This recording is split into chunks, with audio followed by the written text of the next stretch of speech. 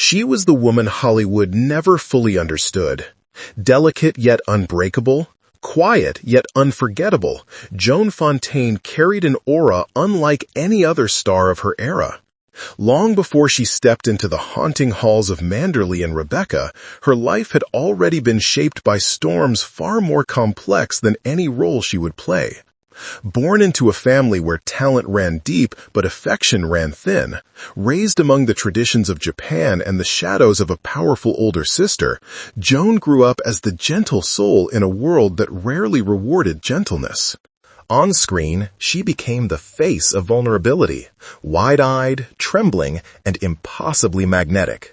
But behind the lens lived a woman of fierce intelligence, discipline, and quiet rebellion. In an age when Hollywood demanded actresses bend, she resisted.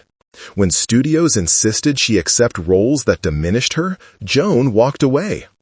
And when her own sister, Olivia de Havilland, rose to fame beside her, Joan refused to be the shadow. She forged a name of her own, and history would remember it. It was Hitchcock who first saw what the world had missed, a unique fragility that wasn't weakness, but truth. With Rebecca and later Suspicion, Joan stood at the height of cinema, winning the only Oscar ever awarded to a performance in a Hitchcock film. Yet even this triumph sparked one of Hollywood's most legendary family divides, turning an already fractured sisterhood into a story whispered for decades. Far from the cameras, Joan loved books, silence, airplanes, animals, and the rare freedom she found away from fame. Her life was a mosaic of victories and wounds, tenderness and defiance. This is the story of the woman who survived Hollywood, survived her family, and carved her legacy in her own quiet, resolute way. Long before Joan Fontaine became one of Hollywood's most haunting and unforgettable presences, she was a fragile child shaped by illness, distance, and the complicated bonds of her family. Born Joan de Beauvier de Havilland in Tokyo, she spent her earliest years surrounded by the stillness and discipline of Japanese life. While the world would later associate her with elegance and vulnerability, it was in Japan that these qualities quietly took root. The gentle rituals, the soft-spoken manners, the contemplative rhythm of each day, all of it formed the foundation of Joan's inner world, setting her apart from the Hollywood whirlwind that awaited her. Her childhood, however, was anything but serene beneath the surface. Frail and sickly, Joan spent long stretches confined indoors. Illness made her observant, sensitive, and profoundly introspective. Books became her constant companions. She devoured mythology, poetry, and classic literature, building a rich emotional landscape that would one day feed her acting with a depth far beyond her years. Even as a child, Joan understood feelings more intuitively than words. Pain made her perceptive. Loneliness made her empathetic.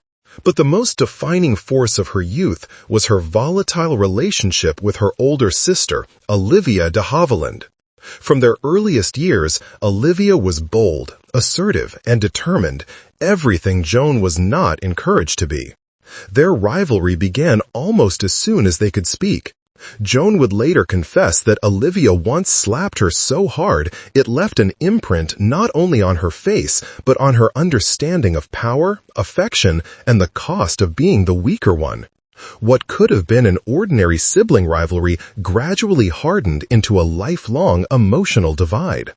Their mother, Lillian, admired Olivia's strength and discipline, unintentionally pushing Joan into the background.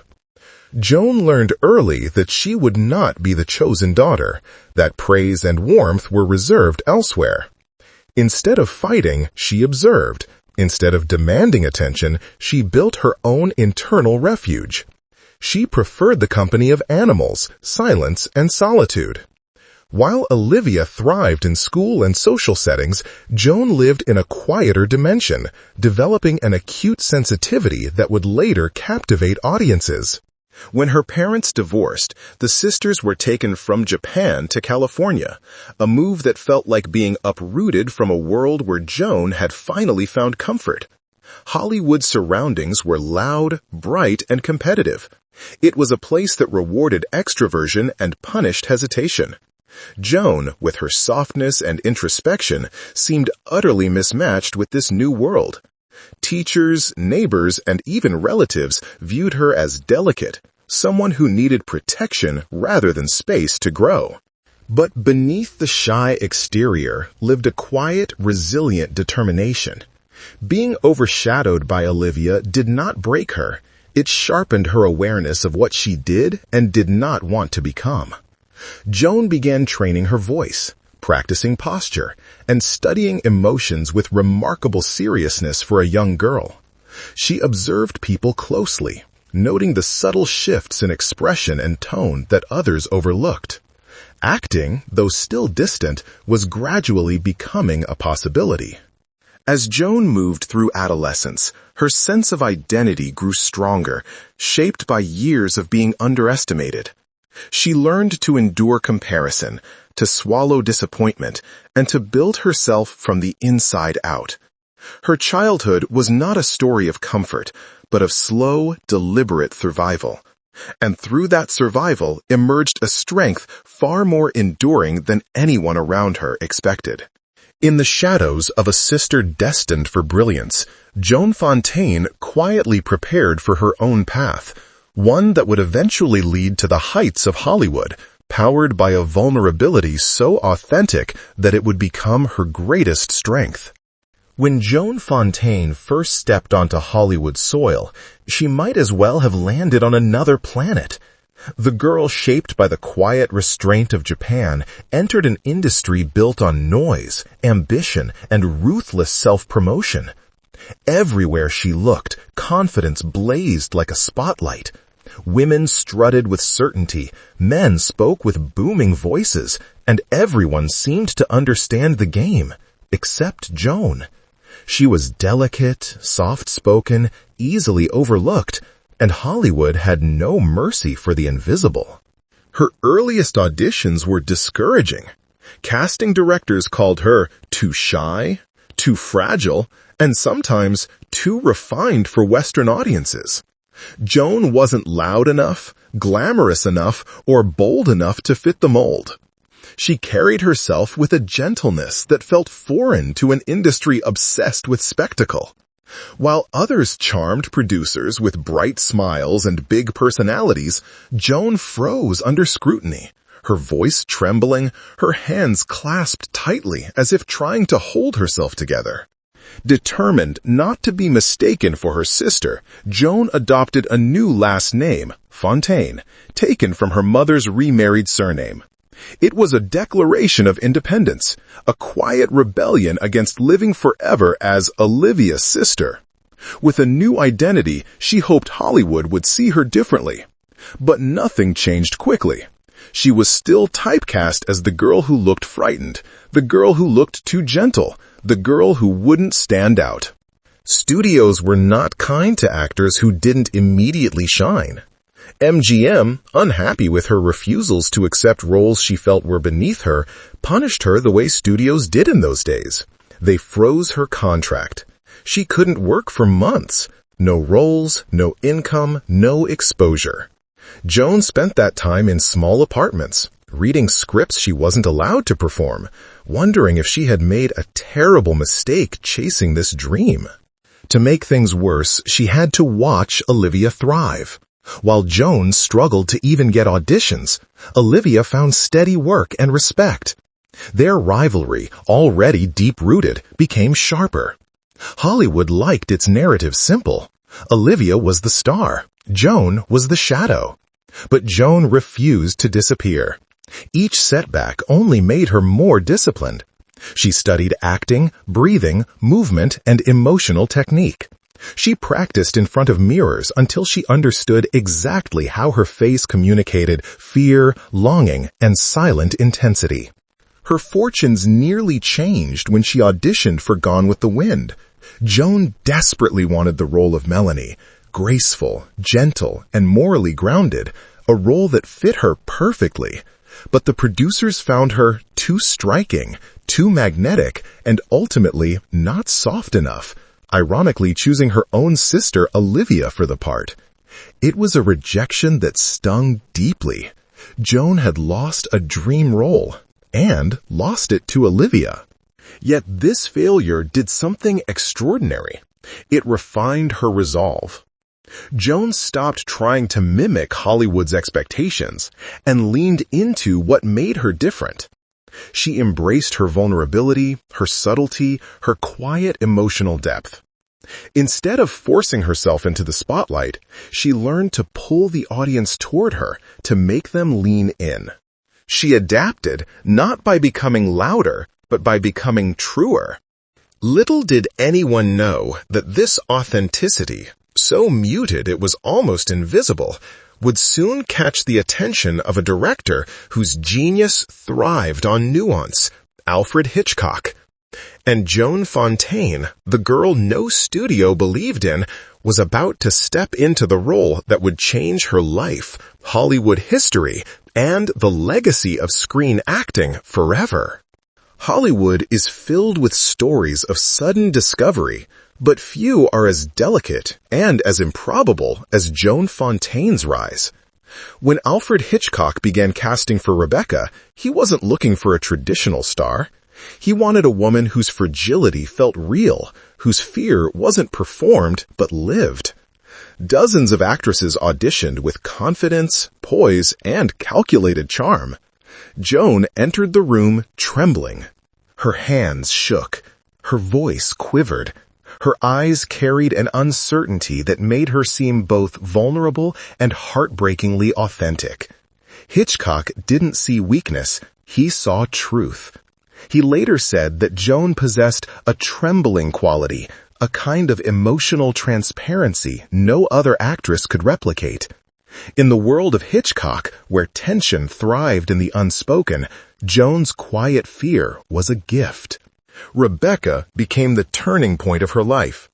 On set, Hitchcock guided her with an almost surgical precision, molding her raw sensitivity into cinematic power. Joan absorbed everything, every gesture, every pause, every flicker of emotion. She did not attack her scenes with force. She revealed them layer by layer, letting her character's insecurity bloom naturally. Audiences around the world felt it. They weren't watching an actress pretend to be overwhelmed. They were watching a woman who knew intimately what it meant to feel small. The film became an immediate sensation, winning the Academy Award for Best Picture. Joan Fontaine, once dismissed as too timid for Hollywood, became the face of haunting vulnerability. But her ascension didn't stop there. A year later, Hitchcock cast her again in Suspicion, a film that pushed her from trembling fear to a quiet, growing dread that captivated viewers. Her performance was a masterclass in restraint. Instead of broad expressions, she relied on the faintest shifts in her gaze, the tightness of her breath, the tremor in her voice. In 1942, Joan won the Academy Award for Best Actress, the only Oscar ever awarded for a performance in a Hitchcock film. It was a triumph that should have been purely joyful, but Hollywood rarely allows its legends to exist without a shadow. As Joan climbed the stage to accept her Oscar, Olivia de Havilland extended her hand for an embrace. Joan, still shaken from the moment and overwhelmed with emotion, walked past without returning the gesture. Cameras flashed, reporters gasped, and the world witnessed the most infamous sisterly rift in Hollywood history. The incident hardened a distance that had already stretched for years. It was no longer just rivalry. It became mythology. The feuding sisters of Hollywood, newspapers called them. Two brilliant performers bound by blood, but separated by wounds too deep to heal. Despite the spectacle, Joan remained astonishingly composed in public. She didn't gloat, didn't celebrate flamboyantly. Her victory was delicate, thoughtful, much like the woman herself. Behind the scenes, she grappled with the weight of success, how it redefined her, how it complicated her family, and how it cemented her image as the queen of fragile intensity. Throughout the 1940s, Joan displayed an artistic discipline few could match. She refused roles that felt shallow, fought against studio pressures, and shaped a career defined by emotional honesty. Films like Jane Eyre, The Constant Nymph, and Letter from an Unknown Woman showcased her ability to carry entire stories with her silence alone. Joan Fontaine had become something rare in Hollywood, an actress whose power came not from volume, but from vulnerability. She didn't dominate the screen. She drew the viewer into her world, inviting them to feel what she felt, fear what she feared, and ache where she ached. With Hitchcock, she didn't just act, she transcended. Away from the lights of Hollywood and the disciplined sets where she delivered her most unforgettable performances, Joan Fontaine lived a private life marked by longing, fragile hopes, and the quiet endurance of a woman who carried more heartbreak than she ever revealed. Her elegance suggested calm, but her personal journey unfolded through storm after storm, each leaving a subtle mark on her gentle spirit. Joan married 4 times, stepping into each marriage with earnest optimism. She believed deeply in partnership, in building a home filled with stability and affection, something she had rarely known as a child. Yet each relationship slowly unraveled. Joan later admitted, half laughing and half hurting, that she seemed to choose the wrong men, but the truth was more complex. Her husbands were worldly, ambitious, and often absorbed in their own pursuits. Few understood her quiet sensitivity or the emotional depth hidden beneath her composed exterior. The pressures of fame, long absences caused by film schedules, and Joan's deep need for emotional sincerity gradually eroded each marriage. None ended in anger. Instead, they dissolved gently, like a fading echo, leaving Joan lonelier with each departure. Her most profound expression of love came not from romance, but from motherhood. Joan adopted a baby girl from Peru, naming her Debbie. The arrival of her daughter transformed her home and her heart. She gave Debbie the tenderness she had longed for in her own youth, filling their days with reading, laughter, and gentle routines. Joan adored being a mother and often said it was the most meaningful role of her life. For several years, the bond between them seemed unshakable, a rare source of pure joy in Joan's otherwise turbulent emotional landscape. But as Debbie entered adolescence, Joan's world shifted again. Debbie became involved with a controversial religious group, gradually distancing herself from her mother's influence. In 1975, she left home, cutting off contact and stepping into a life Joan could neither understand nor reach. This loss struck Joan with a force greater than any broken marriage. Debbie had not vanished, she had chosen to walk away. Joan searched tirelessly, writing letters, making calls, and hiring investigators, hoping for even a fragment of explanation. Silence answered her every attempt. The ache of that separation lingered for decades, a wound Joan carried quietly but constantly. To cope, she built a sanctuary of simplicity and compassion. Animals filled her home in Carmel by the Sea, dogs, cats, and other rescued companions who offered the unconditional loyalty she rarely found among people. Their presence softened the solitude, giving her comfort during long evenings filled with memory and reflection. Joan also wrote incessantly, letters, diary entries, and thoughtful notes to friends. Her writing revealed emotional clarity, introspection, and a profound understanding of human vulnerability. Far from Hollywood's glittering events, Joan preferred small gatherings, intimate conversations, and the peaceful rhythm of unhurried days. Fame had given her recognition, but it had cost her the serenity she valued most. In her private life, she learned to guard her heart, yet she never allowed bitterness to take root. Her resilience was quiet but unwavering, shaped by decades of loss, hope, and the courage to continue forward. Joan Fontaine's private life mirrored the emotional depth she brought to her roles, sincere, layered, and profoundly human. Yet unlike her characters, she faced her heartbreak without an audience, carrying her struggles with grace. Her life behind closed doors revealed a woman who loved deeply, endured silently, and remained unbroken. As Joan Fontaine stepped away from the frantic pace of Hollywood, she entered a chapter of life shaped by serenity, introspection, and a fierce commitment to living on her own terms. Unlike many stars of her era who clung to the spotlight, Joan walked toward quietude with intention. She understood fame, respected it, but never depended on it. In her later years, she embraced a life that allowed her to breathe freely for the first time.